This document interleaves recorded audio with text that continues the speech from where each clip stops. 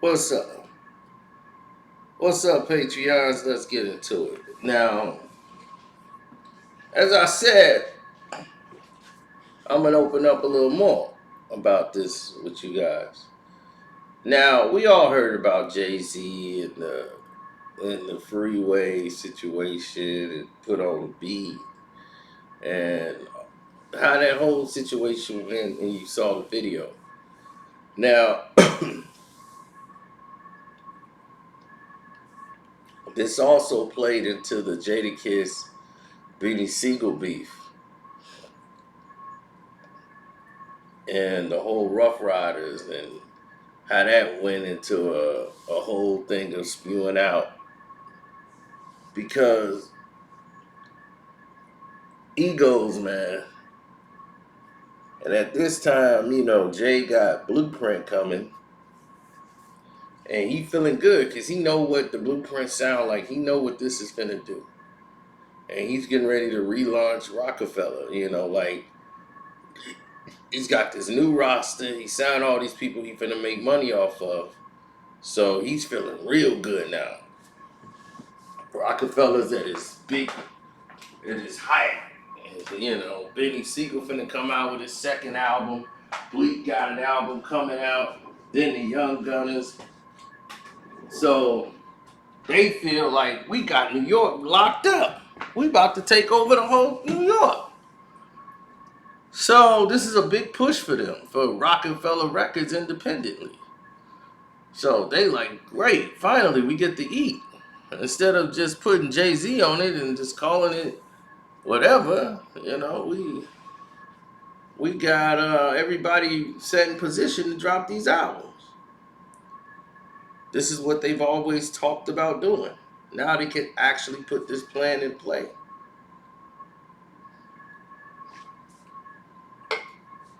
Now, the situation with Cass came into play because Cass had no idea. Like, Cass is a fan of Jay, like he's like, this is a dude, like one of the main guys in the game. And Swiss just brought me around this dude, I'm gonna observe, learn what I can, move on. So he ain't jocking the man, but he ain't no punk either. So Swiss hyped it up like, yo, you know who that is? It's the best rapper in the world. That's Cassidy, So once he introducing him like that, he was like, best rapper? I got you signed the best rapper. You talking crazy? Man, did you just hear on the radio? We got the hottest ones in New York. So they weren't that far gone. Jay was still there at the studios, over at the building rather. So he got on the phone, called him, he all hyped, like, oh man, you talking about you got this guy. Like, this little kid, like he about 19 years old. I'm about a little Chris. So Jay was thinking little Chris. So he was like, you will battle, who you want to battle? And he was like, man, I'll battle any one of you mother effers. So when they showed up and came through the door, people was waiting because everybody heard like, oh man, it's gonna be a rap battle. So Swiss went on the phone, called up the Rough Riders, and they came though with a video camera. Jay would. This is how the whole thing got out of hand, people.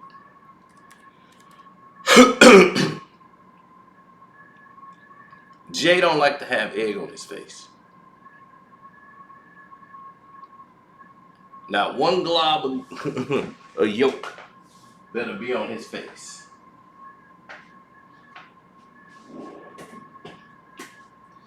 He was not happy because he let his excitement on the radio station cloud his judgment. And it altered business and launched a career of somebody that wasn't even signed to him. He played himself. He was pissed because he played himself. He had no one to blame but him for what happened. His ego got the best of him. everybody come through the door. And Jay was like, so who you want to battle again? Like he was gonna back down, and he said the same thing. I eat any and last one of these mother. But Beans knew him, like he said. Beans knew me. Everybody from Philly knew who I was. It's like, oh, he from Philly. So they got Free. They chose Free to be the guy. Jay wanted Free to do it because Free was gonna really, and Jay just like freestyle and the way he rap and everything, his voice. But the thing about Free is Free has a different cadence and he raps better to a beat than he does a cappella, like freestyle battling like that. So the format was not meant for him. It's more for Cassidy, who's a battle rapper. This is a bad idea of not knowing your personnel if you Jay. And it embarrassed Freeway and probably hurt a lot of his record sales. Now, Cassidy went from a no-name to, man, this Cassidy dude ate up. Oh, man, he destroyed Freeway. And it was like, Freeway who was on the radio doing that? Yeah, he went up against Cassidy, man, got destroyed. And that was the promo for Cassidy's album. Swizz might not have meant nothing by it, but it's a genius move. But Jay talked it all up. You know, Jay did it. If Swizz played that like chess, he's a master. He's a grandmaster because that's a grandmaster move. He catered to Jay-Z's ego to where Jay was like, oh, I'm going to oblige you. And what Jay-Z saw that night was, damn, this is not going to look good on me. And I didn't know he was salty they brought a camera. You know, and they came and recorded it. Then he thought like, oh, they played me. So when it was over, Jay was just shook his head like you got me. But he was mad. He was real mad. He got played. Then it was everywhere. And that played into the Rockefeller Rough Rider situation as well. You know, because they did that and recorded that and put that out there and it's leaked. And they used it as a promo run for Cassidy. Then down the road, you know, Jay just didn't want nothing to do with the kid Cassidy at all, on no level. He didn't want it brought up in interviews, like, don't ask me about that guy, nothing. Then, here comes a song. I'm a hustler, I'm a hustler, nigga asks about me, nigga asks about me, nigga asks about me. Now at this time, Jay is at the point where he's about to retire. He's out the game. And to hear I'm a hustler come out. And it's like, what did he just say? I'm a hustler. Oh, hell no. Oh, hell no. This dude just said I'm a hustler. And this is his second album that's coming out. Cassidy is the most anticipated.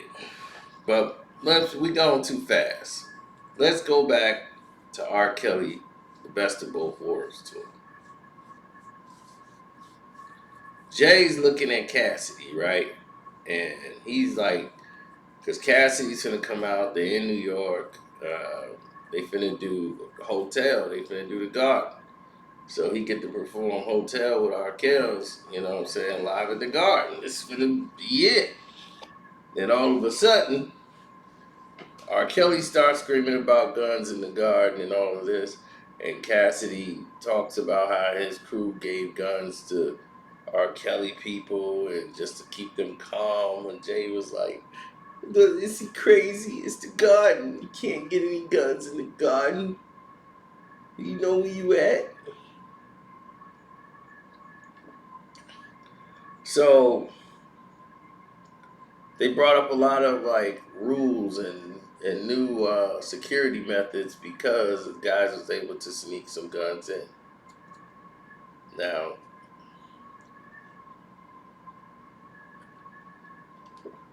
Now, many people look and see things a little differently than probably myself or others, but I only say that to say this.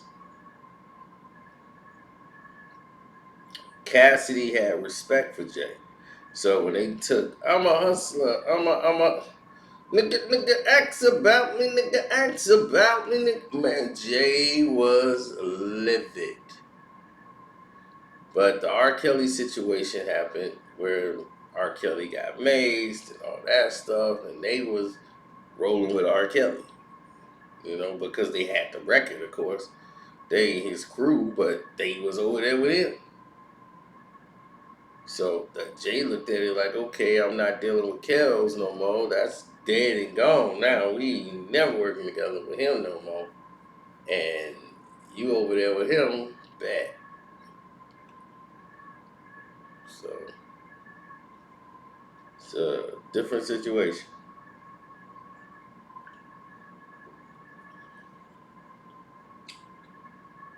And that brings back us to Hustler. I'm a hustler. I'm a hustler, homie. When that song came out, you want to talk about a retired Jay Z was nice and pissed. Nice and pissed. So Jay, who was always contemplating a comeback, was getting the itch even before that happened. But he was like, you know, yo, young boy, your artist, man, I cut him before his career gets started. He's like, nah, we gonna be all right. You gonna be all right. He's like, all right, cool. I'm telling you, man, stop sampling my voice on records. uh-uh. I'm gonna come back. If y'all do it, I'm coming back for 700%.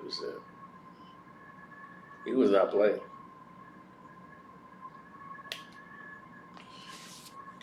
He was upset about the audacity of it because one, it don't even say featuring Jay Z, and you got him on the hook. He's the entire hook. So it's like, my goodness, it don't even say featuring Jay Z. So they were gonna meet up with a lot of lawyers, and they was gonna have to handle this, you know, amicably. So they was like, look, let's do it like this. You could do a song with Cassidy, and Cassidy will do a song with you. Y'all do a trade off. He was like, "Wow, are you effing stupid, Swins? I'm not. This is a new artist. What I look like getting on a song with him and doing like we gotta go back and forth. Like I gotta do something for him. He gotta do something for me, and we cross it out. Do you think we're the same artists? Nope, not at all. So on that note, it's your boy Carcino saying, Joe, yeah, Jay, man, when he holds a grudge, you know what you did. You like, what did I do? What did I do? Didn't do anything. So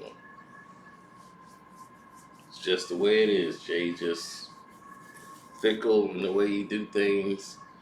Um, Said that he told the MGM to not to him, but the Madison Square Garden to basically not let um, Cassidy back in their performance. So who knows what's true and what's fake? But that's the story, and I'm sticking to it. Thanks for the super chats and the cash apps. I'm out.